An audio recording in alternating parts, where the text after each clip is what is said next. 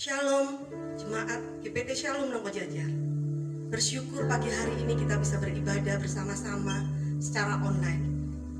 Kasih karunia Tuhan tetap menyertai kita dimanapun kita berada.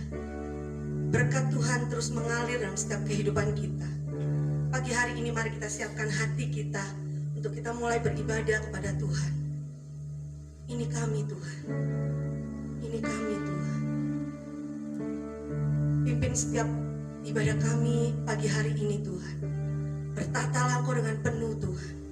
Kami mau lawatan-Mu atas kami Tuhan. Terima kasih Tuhan. Terima kasih Tuhan.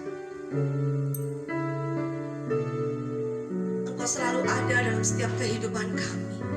Apapun keadaan kami Engkau ada Tuhan. Setiap perkara boleh terjadi dalam kehidupan kami yang tidak kami mengerti. Tetapi janji-Mu dalam hidup kami, iya dan amin.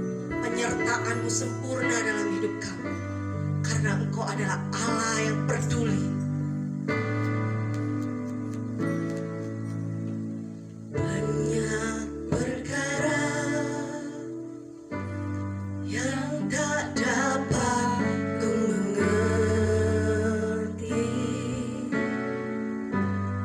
Mengapakah harus terjadi di dalam kehidupan ini? Satu perkara yang ku simpan dalam hati, tiada sesuatu kan terjadi tanpa Allah peduli.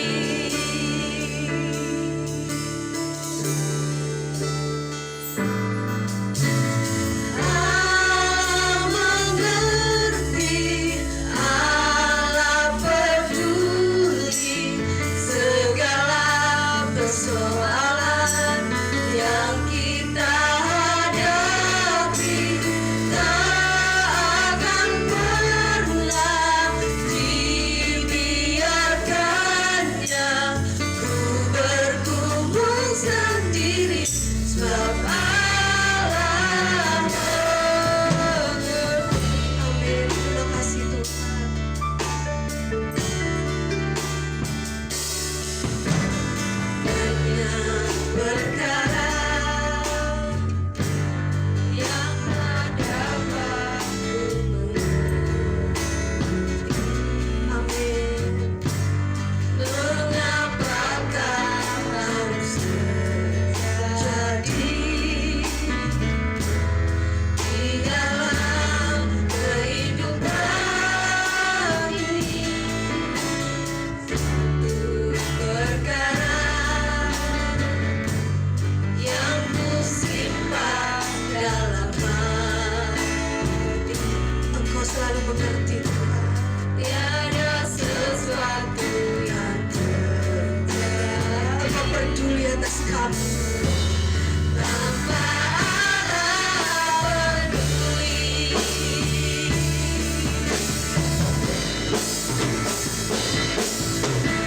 Allah mengerti, Allah peduli. Terima kasih Tuhan.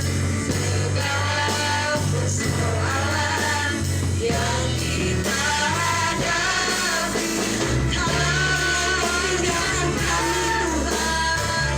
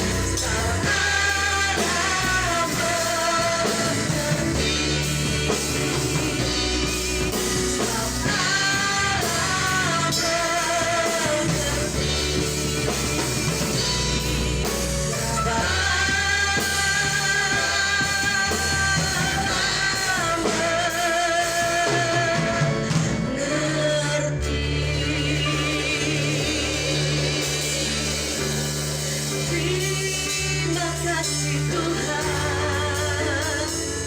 Engkau selalu peduli, Kau tuntun langkah kami. Hari demi hari penyertaan-Mu, hari demi hari berkat-Mu baru buat kami Tuhan. Haleluya.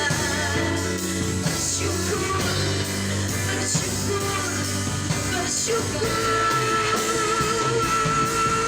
Engkau selalu ada, kasih-Mu melimpah.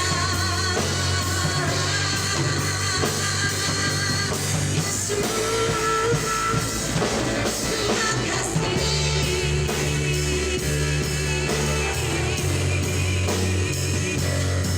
Terima kasih Tuhan, terima kasih Yesus.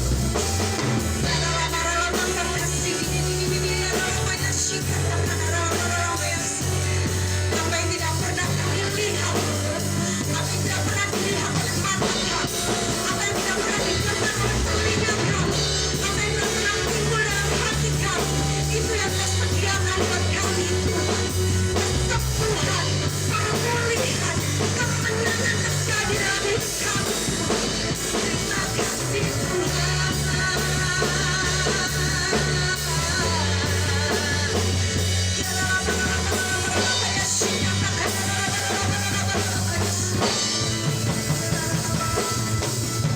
Haleluya. Kami bersyukur, kami bersyukur, kami bersyukur. Nama Yesus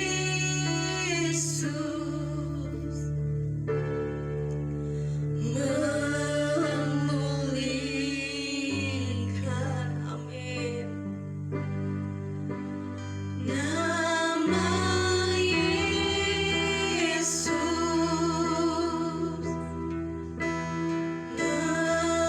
menyembuhkan.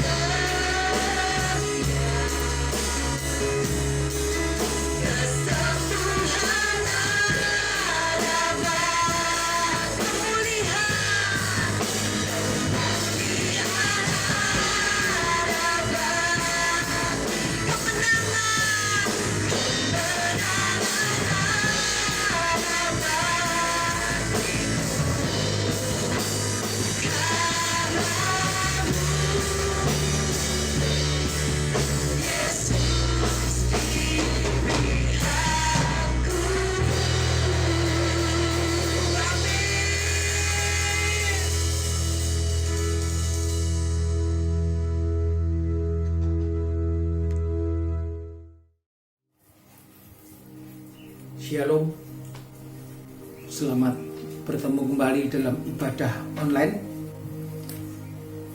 Kita akan memperingati hari kenaikan Tuhan Yesus ke sorga. Saudaraku, kita sudah seringkali dan banyak mendengar peringatan kenaikan Tuhan Yesus naik ke sorga. Tapi pada pagi hari ini kita akan membuka Alkitab kita.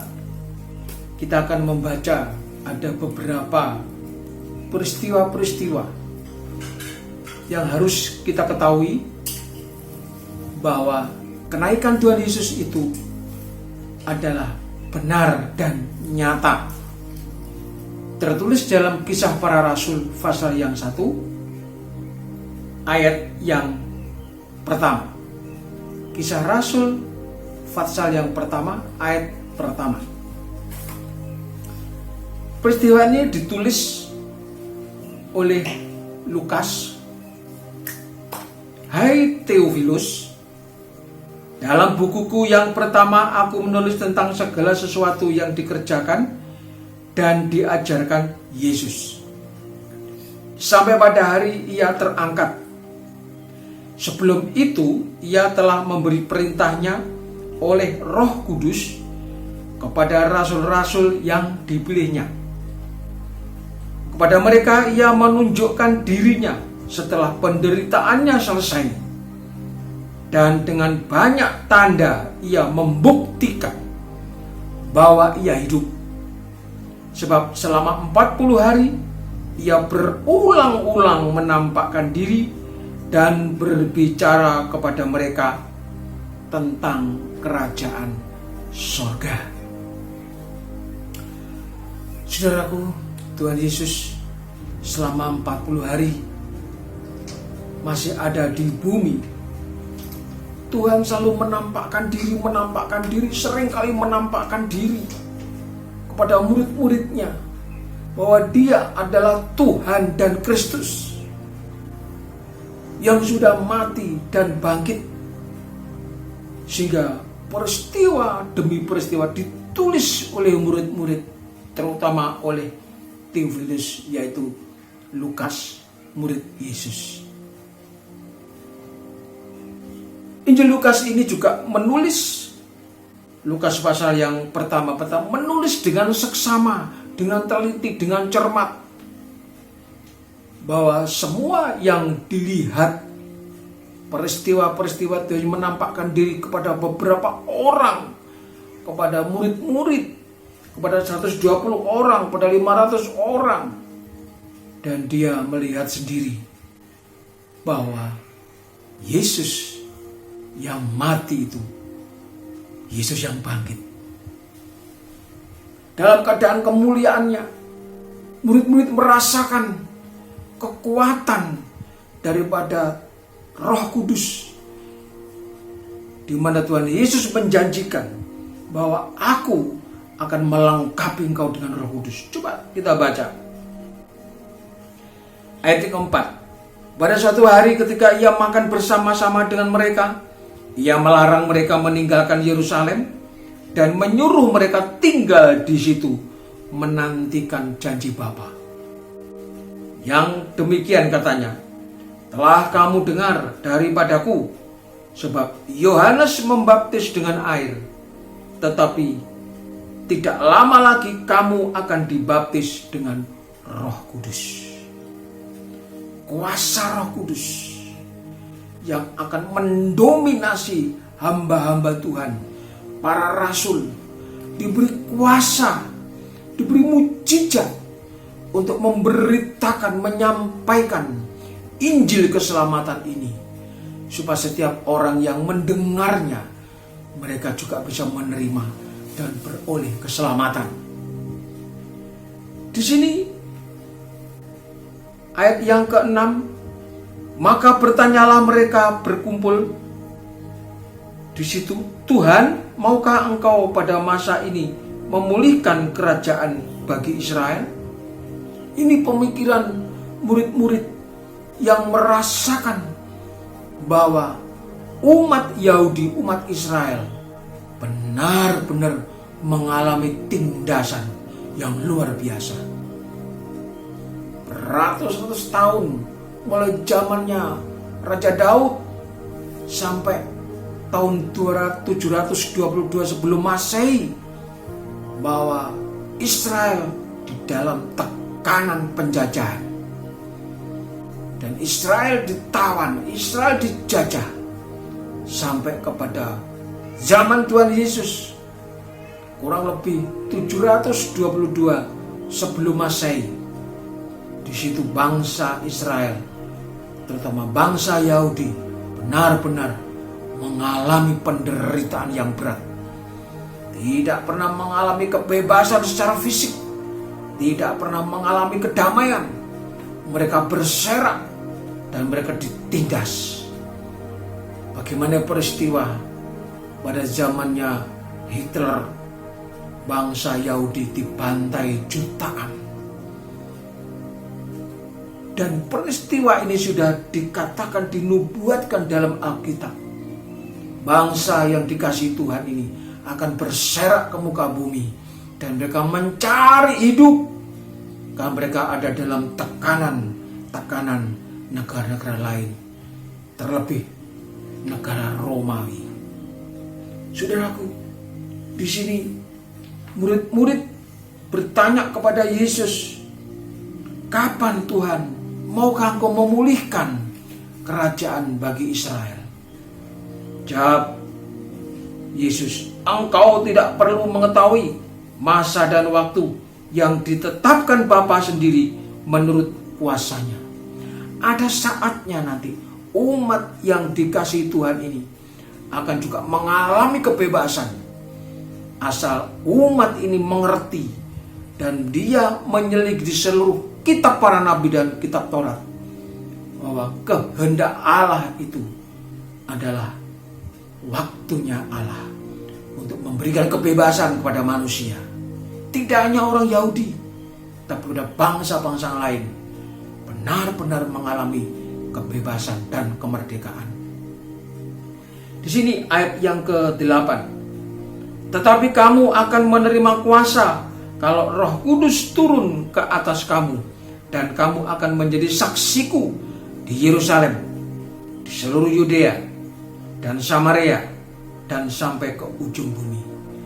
Ini tujuannya Tuhan Yesus memberikan suatu amanah kepada para rasul, yaitu kamu akan menerima kuasa yang dari sorga, bukan kuasa dari bumi, bukan kuasa dari manusia, tapi kuasa dari sorga, melengkapi segenap pelayanan para rasul. Kamu akan menerima kuasa kalau Roh Kudus turun ke atas kamu, dan kamu akan menjadi saksiku, yaitu di Yerusalem. Yang disebut pertama kali oleh Tuhan Yesus sebelum naik ke surga, kamu menjadi saksiku di Yerusalem. Yerusalem adalah ibu kota Israel pada zaman Raja Daud.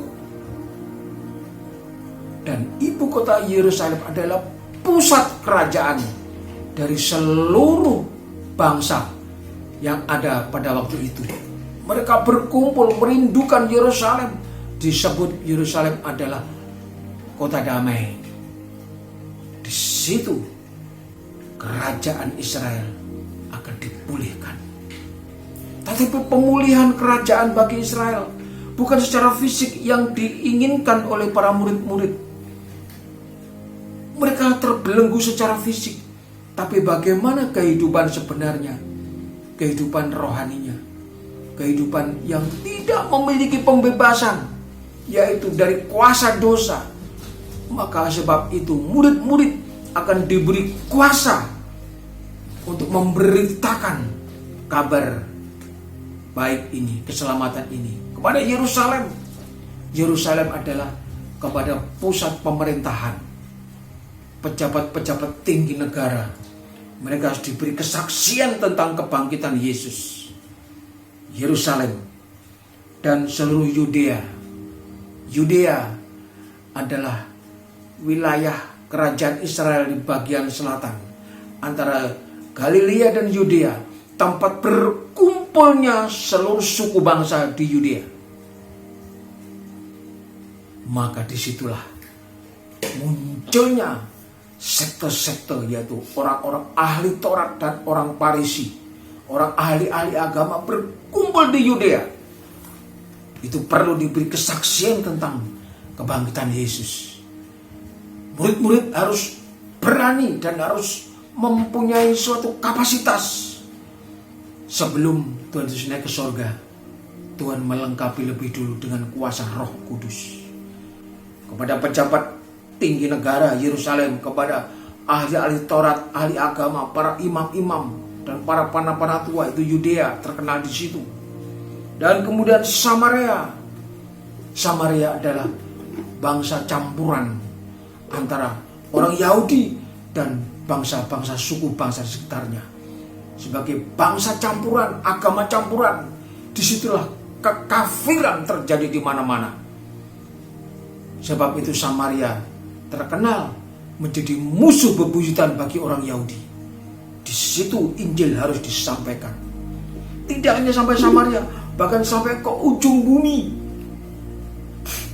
Mana ujung bumi? Di mana kita berpijak? Di mana manusia berada? Sampai ke ujung bumi, berita ini harus disampaikan. Dan sampai sekarang, bangsa Israel tidak mampu memberitakan keselamatan ini, karena sendiri menolak, sendiri tidak percaya. Tapi murid-murid yang digembleng oleh Tuhan Yesus selama 3 tahun, mereka memiliki suatu kepastian, memiliki satu pengharapan, memiliki satu kuasa. Tanpa Roh Kudus, para rasul murid-murid tidak bisa berbuat banyak. Dan apa yang terjadi, saudara? Pada waktu Tuhan Yesus menyampaikan ini kepada murid-murid, murid-murid itu mengatakan demikian. Ayat 9. Sesudah ia mengatakan demikian, terangkatlah Yesus dan disaksikan oleh mereka, dan awan menutupnya dari pandangan mereka. Awan menutupinya dari pandangan mereka. Dan Yesus benar-benar naik ke surga. Di awan-awan naik lebih tinggi. Dan sampai tidak terlihat lagi. Dan malaikat Tuhan pakai baju putih, 2 malaikat mengatakan, apa yang kamu lihat itu nanti dia akan turun seperti peristiwa seperti ini. Apa yang kamu lihat, dia akan datang kembali. Dan murid-murid dikuatkan itu, dan murid-murid berkumpul kembali ke Yerusalem. Mereka berkumpul di lantai 2 di atas. Maka kembalilah rasul-rasul itu, 12, ke Yerusalem dari bukit yang disebut Bukit Zaitun, yang hanya seperjalanan sabat jauhnya dari Yerusalem. Setelah mereka tiba di kota, naiklah mereka ke ruang atas tempat mereka menumpang. Mereka itu ialah Petrus. Ini murid-murid lengkap berkumpul di lantai 2. Apa yang dilakukan murid-murid sesudah Tuhan Yesus naik ke surga? Dia tidak berserakan kemana. Mereka berkumpul di Yerusalem. Suasana damai. Dia mengambil suatu sikap untuk bersekutu bersama, yaitu Petrus dan Yohanes, Yakobus, Andreas, Filipus, dan Thomas, Bartolomeus, dan Matius, Yakobus bin Alfius, Simon orang Zelot, dan Yudas bin Yakobus. Mereka semua bertekun. Ini pentingnya. Contoh gereja pertama kali. Ini gereja pertama. Murid-murid memberikan teladan, bersekutu bersekutu rasul yang satu dengan rasul yang lain.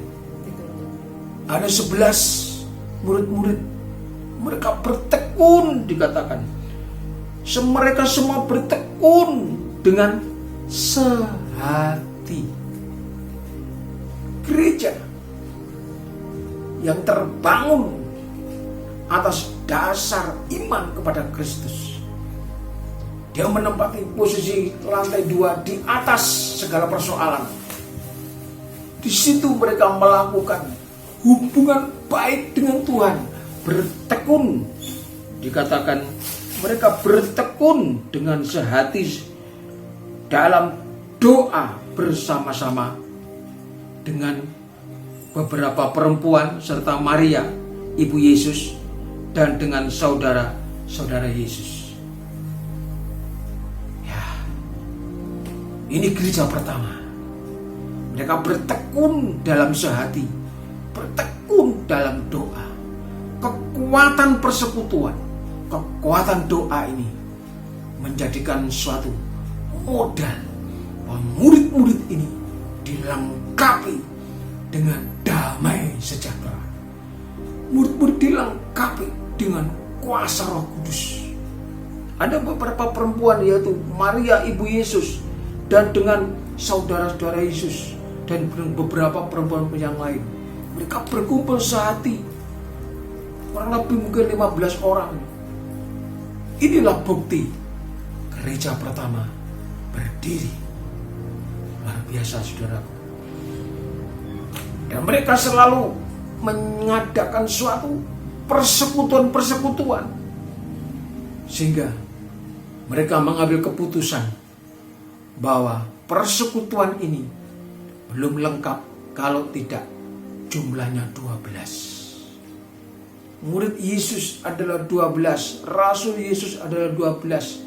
Yang satu sudah kembali kepada hukuman yang setimpal sesuai dengan perbuatannya, yaitu Yudas.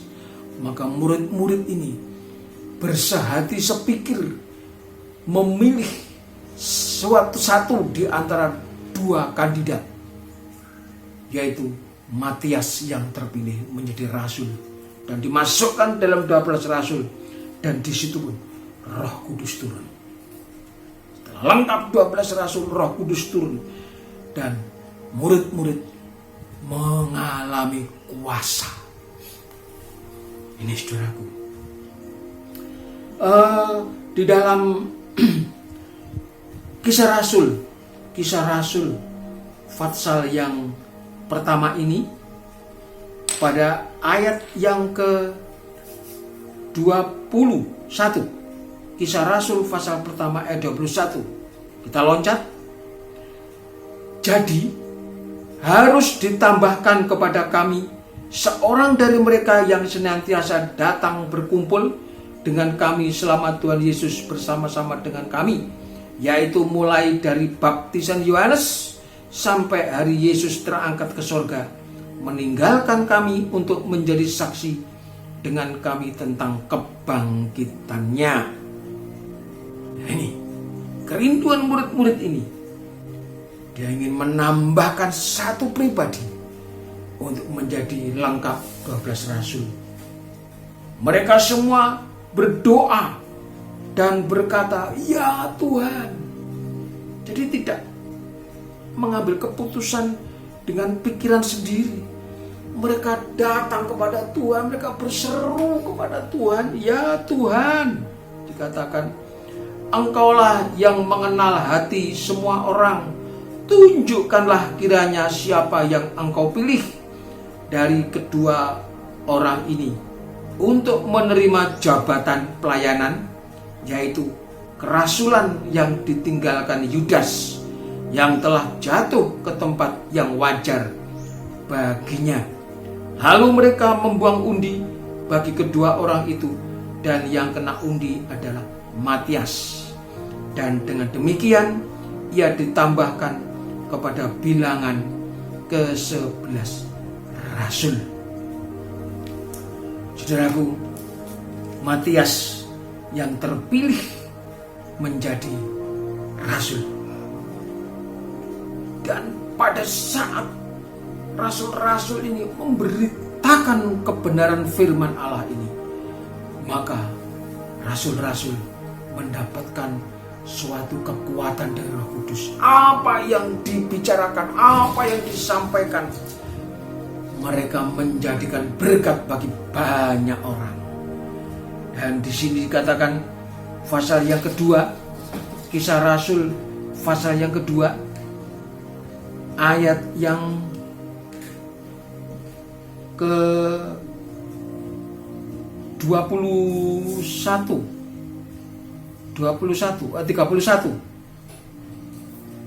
Kisah Rasul pasal 2 31. Karena itu ia telah melihat ke depan dan telah berbicara tentang kebangkitan Mesias. Rasul-rasul melihat ke depan, tidak lagi menengok ke belakang, ke depan. Selalu berbicara tentang kebangkitan Mesias. Kebangkitan Mesias. Ketika ia mengatakan bahwa dia tidak ditinggalkan di dalam dunia orang mati, dan bahwa dagingnya tidak mengalami kebinasaan. Yesus inilah yang dibangkitkan Allah, dan tentang hal itu kami semua adalah saksi. Dan sesudah ia ditinggikan oleh tangan kanan Allah dan menerima Roh Kudus yang dijanjikan itu, maka dicurahkannya apa yang kami lihat dan dengar di sini. Dicurahkan Roh Kudus itu. Dicurahkan Roh Kudus itu. Dan ayat yang ke 40,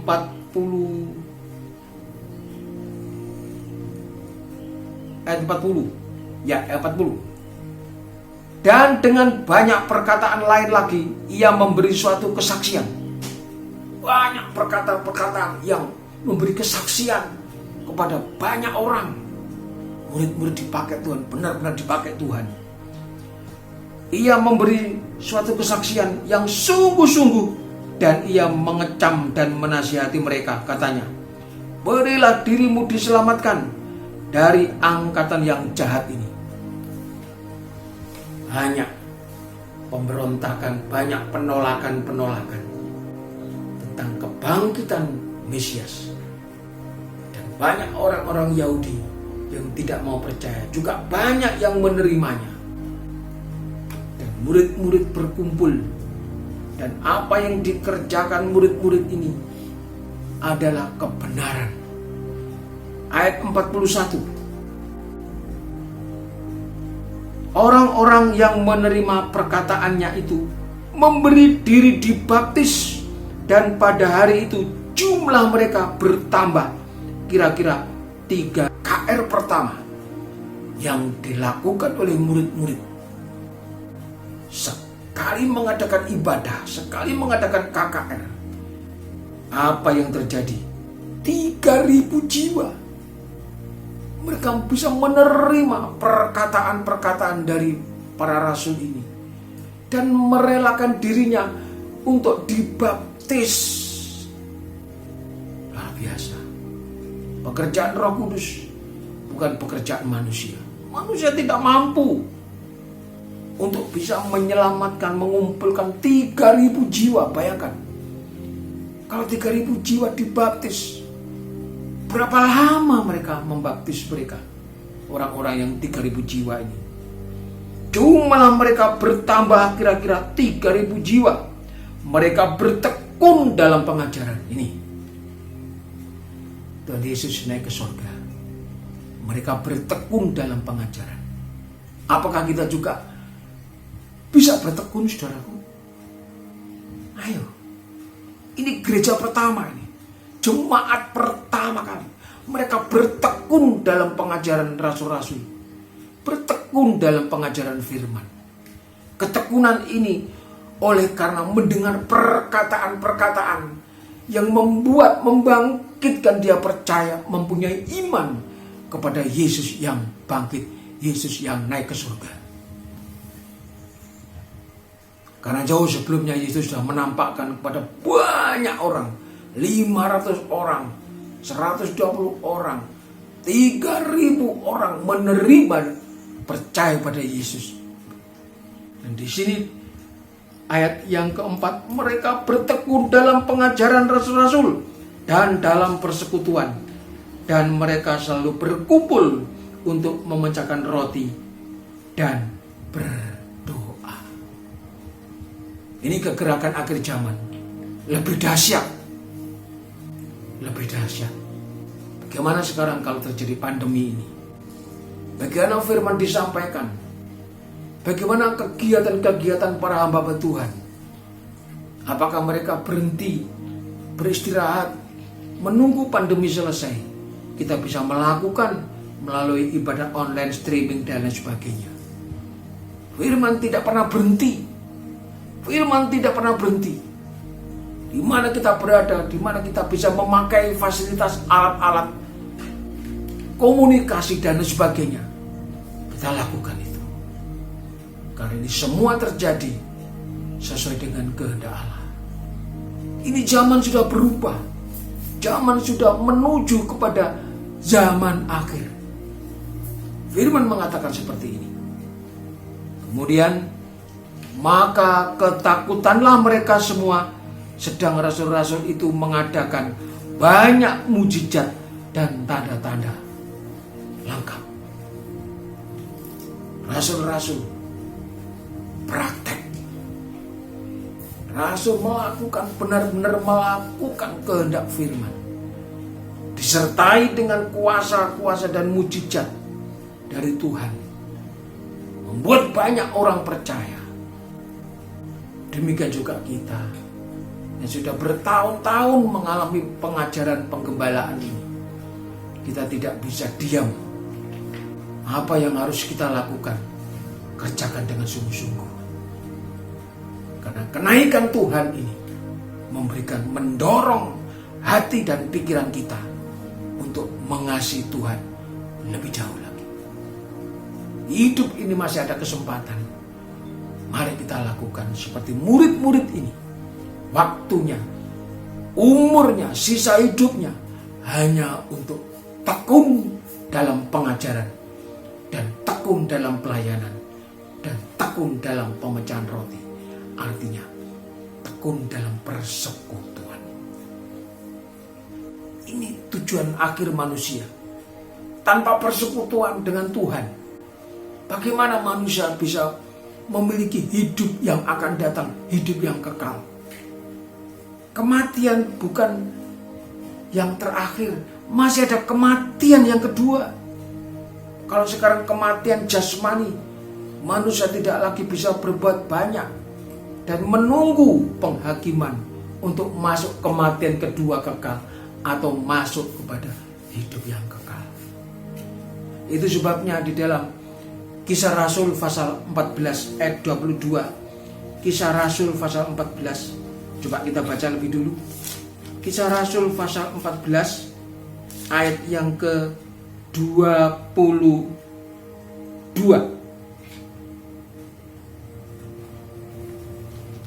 Kisah Rasul pasal 14 ayat 22. Di tempat itu mereka menguatkan hati murid-murid itu dan menasihati mereka supaya mereka bertekun di dalam iman. Ini diulangi lagi, supaya bertekun dalam iman. Saya ulangi baca. Ayat 22. Di tempat itu mereka menguatkan hati murid-murid itu dan menasihati mereka supaya mereka bertekun di dalam iman, dan mengatakan bahwa untuk masuk ke dalam kerajaan Allah kita harus mengalami banyak sengsara. Aneh bukan? Untuk masuk kerajaan Allah harus banyak mengalami sengsara. Pikul salib. Yesus sudah membuka jalan ke surga dengan kematian dirinya dan darahnya untuk menyucikan, menebus dosa manusia. Dan tidak semudah itu manusia untuk masuk kerajaan surga dengan lenggang kangkung. Dan amanah Tuhan yang sudah disaksikan, dicatat oleh rasul-rasul. Kerjakan keselamatanmu itu. Lakukan, kau menjadi saksi-saksiku. Artinya ada keberanian untuk bersaksi tentang Injil keselamatan ini. Ini ketekunan itu yang mendorong kita, mendorong hati kita untuk mampu melakukan kehendak Allah. Baik atau tidak baik waktunya, beritakan firman ini. Terus saya baca bahwa untuk masuk ke dalam kerajaan Allah kita harus mengalami banyak sengsara. Di tiap-tiap jemaat rasul-rasul itu menetapkan panatua-panatua bagi jemaat itu. Dan setelah berdoa dan berpuasa, mereka menyerahkan panatua-panatua kepada Tuhan yang adalah sumber kepercayaan mereka. Sumber kepercayaan mereka, iman kepada Yesus. Ini struktur organisasi kerajaan Allah. Ada para rasul, ada para hamba Tuhan, ada para imam-imam, ada para panatua-panatua. Semua dilengkapi dengan kuasa Roh Kudus. Ini saudaraku. Jadi apa yang harus kami lakukan di saat-saat seperti ini, di saat pandemi ini? Apa kita sungguh-sungguh atau kita malah kendor? Saudaraku, Kisah Rasul pasal 7 ayat 51. Kisah Rasul pasal 7 ayat 51. Coba kita baca. Pasal 7 ayat yang ke-51. Kisah Rasul pasal 7 ayat 51. Hai orang-orang. Ini peringatan. Banyak harus kita kerjakan, banyak harus kita layani. Tugas-tugas pelayanan ini, banyak masalah yang kita hadapi di depan kita, di samping kanan kiri kita. Masalah itu harus kita hadapi, karena itulah bagian dari pelayanan kita. Ketekunan kita itu ada satu keberanian untuk menghadapi masalah, bukan lari dari masalah atau meninggalkan masalah. Coba baca. Hai orang-orang yang keras kepala dan yang tidak bersunat hati dan telinga. Telinga ini perlu disunat, hati ini perlu disunat, saudaraku. Disunat dengan apa? Dengan firman yang tajam. Dalam Ibrani pasal 4 ayat 12 itu, firman itu tajam, firman itu hidup, firman itu berkuasa, firman itu kuat. Dengan pedang bermata dua, tajam luar dan dalam. Ini harus disunat telinga kita, harus peka mendengar firman Allah itu, harus benar-benar sungguh-sungguh. Dan hati kita juga disucikan dengan darah Yesus, supaya hati kita itu ditaruh hukum-hukum Allah, yaitu hukum kasih. Coba baca.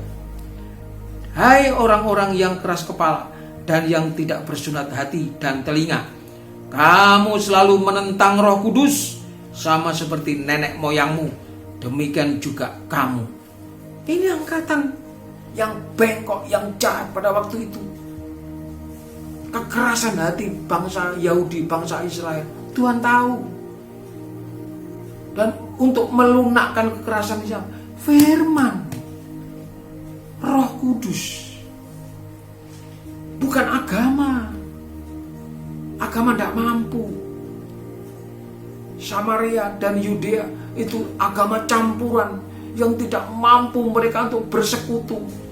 Tetapi beritakan firman Allah itu, mulai dari Yerusalem kepada Yudea, kepada Samaria, dan seluruh ke ujung bumi. Maksudnya firman itu bisa menjangkau seluruh lapisan masyarakat, bangsa, dan suku dan golongan.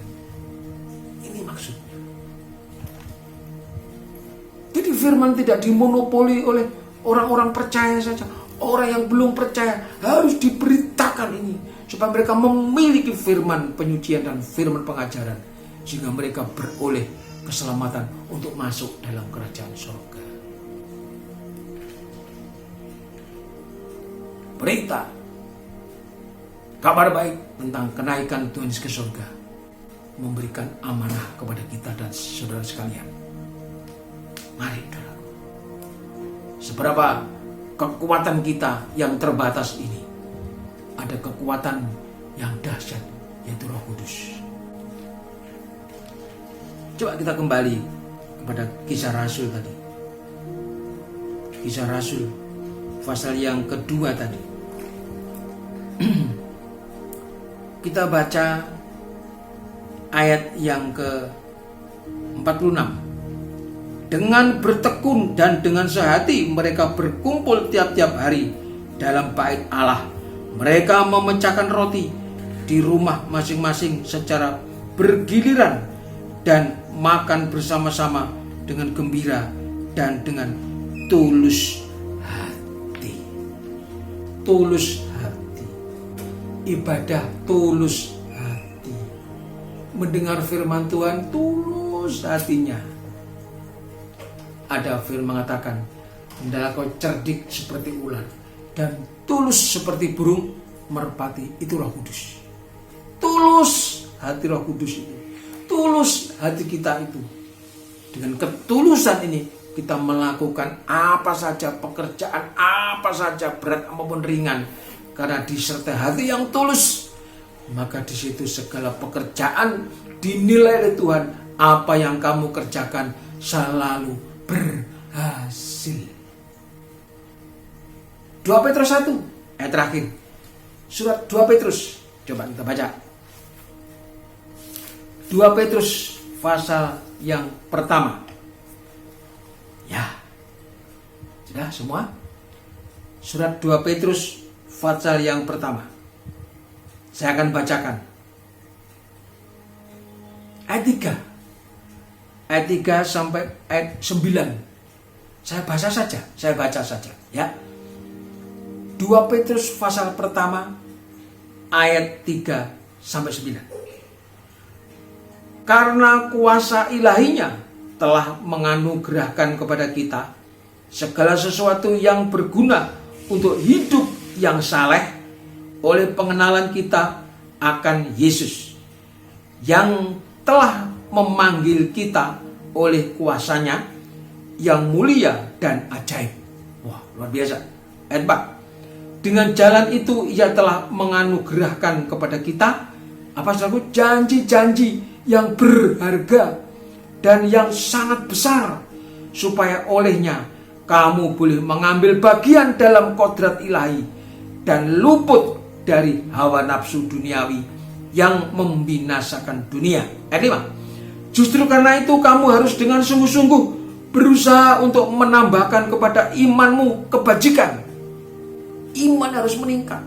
Ada kebajikan. Ada kebaikan-kebaikan dari hati yang tulus. Kebajikan.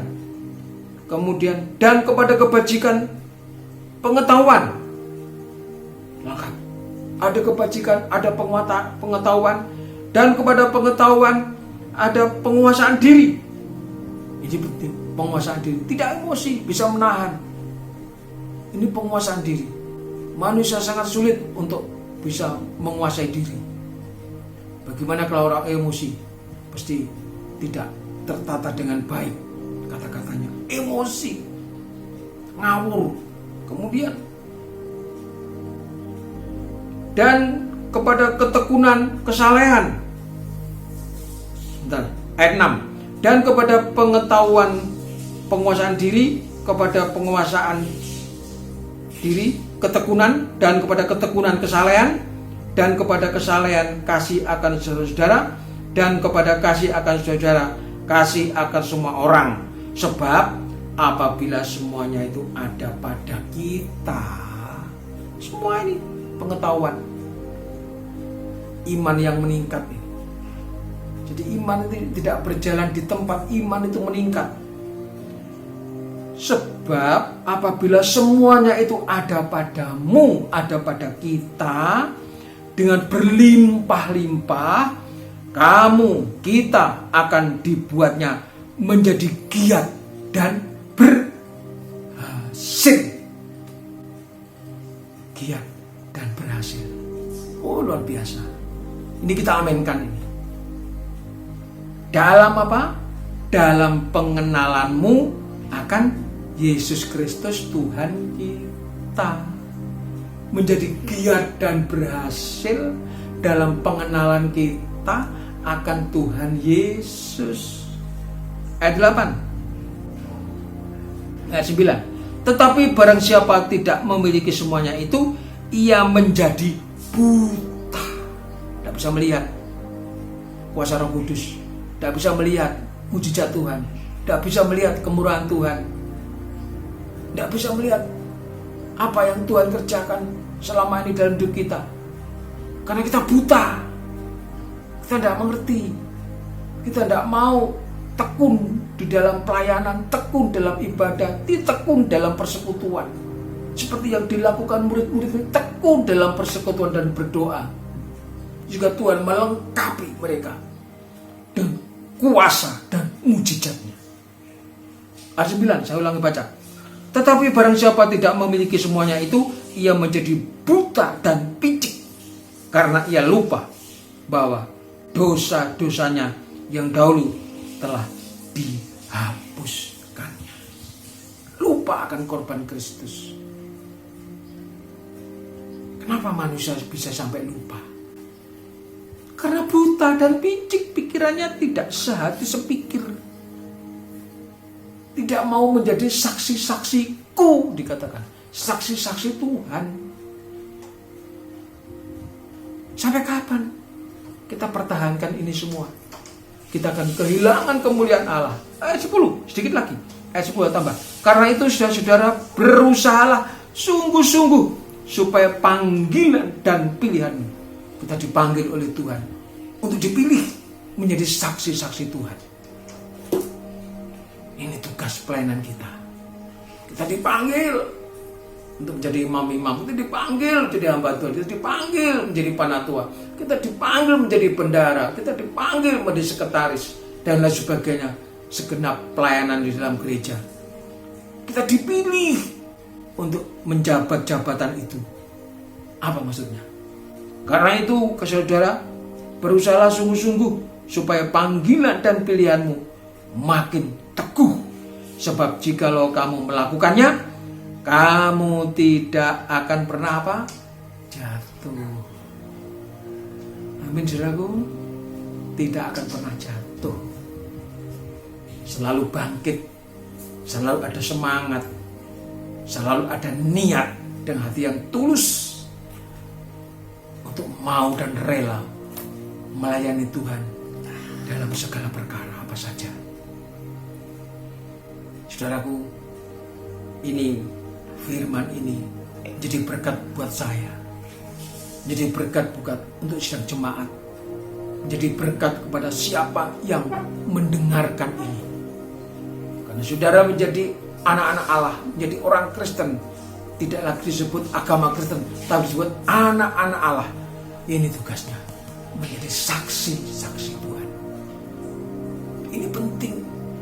Kalau kita bisa menjadi saksi-saksi sebagai anak-anak Allah, berapa banyak nanti orang, tidak hanya ribuan, mungkin puluhan ribu. Satu orang bisa membawa jiwa satu orang. Kalau 100 jemaat bisa membawa 100 orang. 200 bisa membawa satu orang. Jadi 400. Begitu bertambah. Artinya Tuhan menambahkan jiwa-jiwa tiap hari. Kalau kita mau. Coba kembali Kisah Rasul tadi. Saya ulangi supaya saudara paham. Ya. Kisah Rasul pasal yang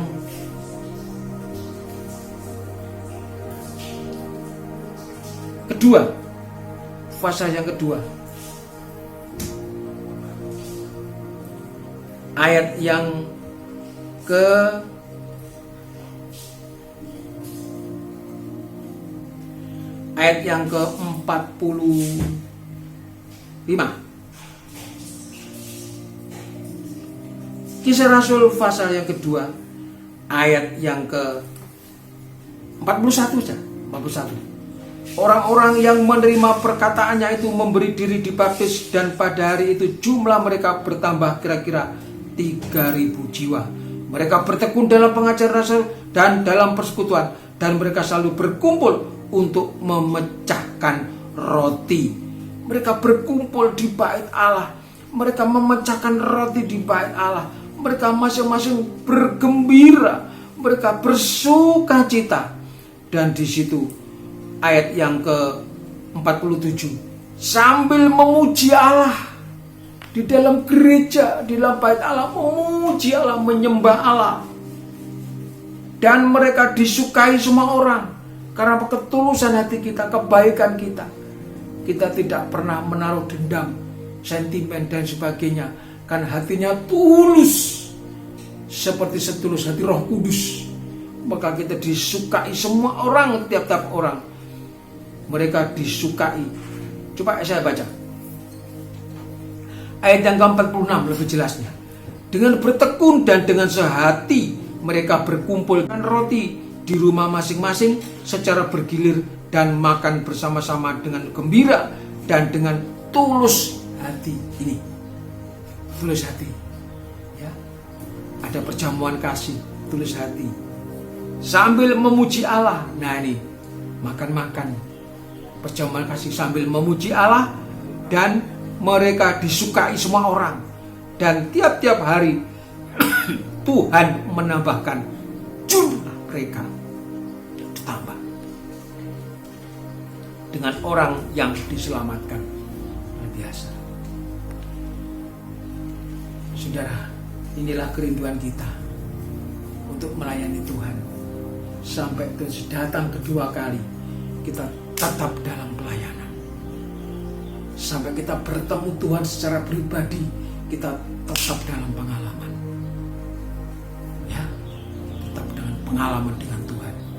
Tetap dalam pelayanan, ada pengalaman pribadi dengan Tuhan. Kita tidak tahu kapan, besok, lusa kita bertemu dengan Tuhan secara pribadi. Kita kembali ke rumah Bapa secara pribadi. Sebelum Yesus datang kedua kalinya secara massal dan dihakimi secara massal.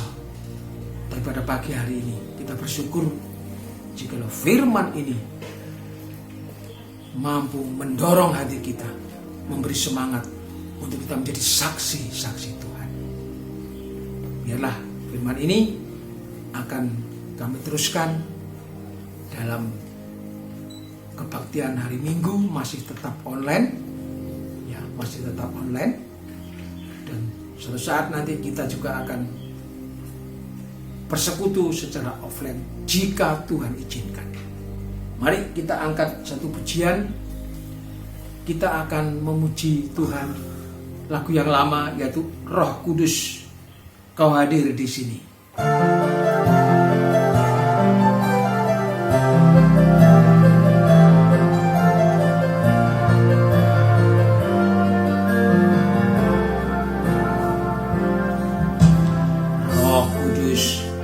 Hadir di sini, Roh Kudus, ku mengasihimu. Kau lembut, kau manis, kaulah penghiburku, penolongku, diutus Bapakku. Dari atas, Roh Kudus, kau hadir di sini, Roh Kudus, ku mengasihimu.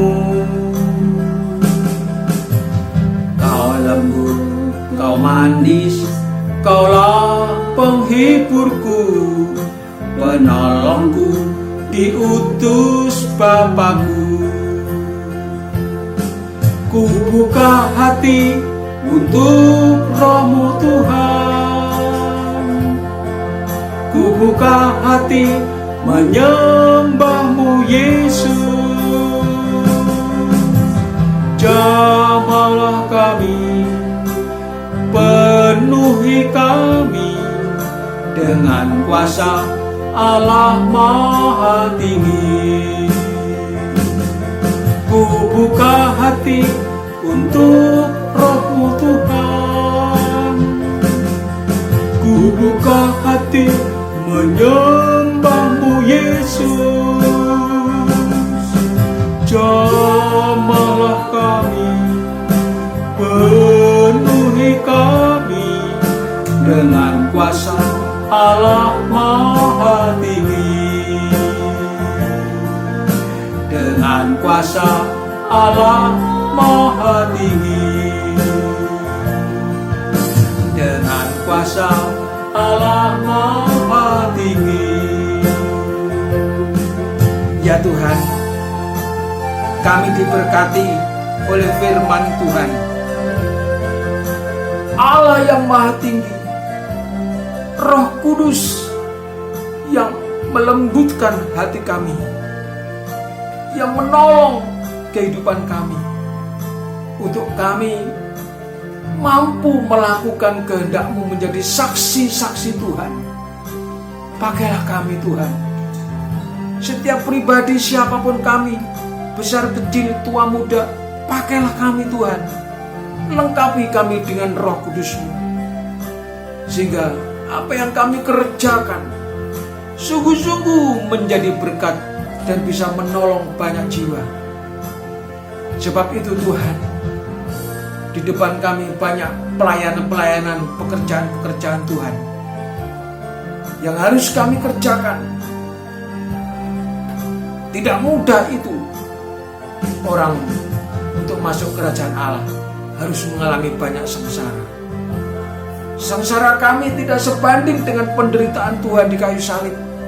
Sebab itu beri kami kekuatan Tuhan, keberanian, supaya setiap langkah kami saat kami melayani Tuhan, kami benar-benar memiliki jiwa Roh Kudus yang sudah melembaga dalam kehidupan kami. Terima kasih Tuhan. Terima kasih kami boleh memperingati hari kenaikan Tuhan ke surga dengan hati yang gembira, bersukacita, tekun di dalam pelayanan, tekun dalam pengajaran rasul-rasul, tekun dalam pemecahan roti. Dan suatu saat kami juga boleh mengalami sukacita yang abadi bersama dengan Tuhan. Apa yang kami lakukan, kami tabur, tidak akan sia-sia dan selalu berhasil, karena kami giat di dalam ketekunan kami, dalam pelayanan kami. Maka segala sesuatunya akan menjadi berhasil. Hanya nama Tuhan yang dipermuliakan. Oh, terima kasih Tuhan, terima kasih. Memberkati kami semua, seluruh sidang jemaat yang mendengarkan ini diberkati Tuhan. Terima kasih. Kami mau berpisah dan mau kembali ke rumah masing-masing pada aktivitas kegiatan kami. Engkau memberkati segala pelayanan dan pekerjaan kami. Apapun yang kami kerjakan, di situ Tuhan juga turut membantu bekerja, sehingga kami boleh menikmati berkat Tuhan dan berhasil dalam segala hal. Tuhan Yesus dipermuliakan. Saudara kekasih sekalian, terimalah berkat dan rahmat kasih sayang dari Allah Bapa, cinta kasih daripada Tuhan Yesus. Kita tetap dalam persekutuan ketekunan dengan Roh Kudus, menyertai memberkati kami hari ini sampai Tuhan Yesus datang kembali. Dalam nama Tuhan Yesus Kristus kami sudah berdoa dan mengucap syukur. Haleluya. Amin. Anda telah mengikuti ibadah raya online GBT Shalom Nongko Jajar Pasuruan. Persembahan dan persepuluhan dapat Anda serahkan di sekretariat gereja pada setiap hari Minggu pukul 9 sampai dengan pukul 11 waktu Indonesia Barat kepada para kolektan yang bertugas.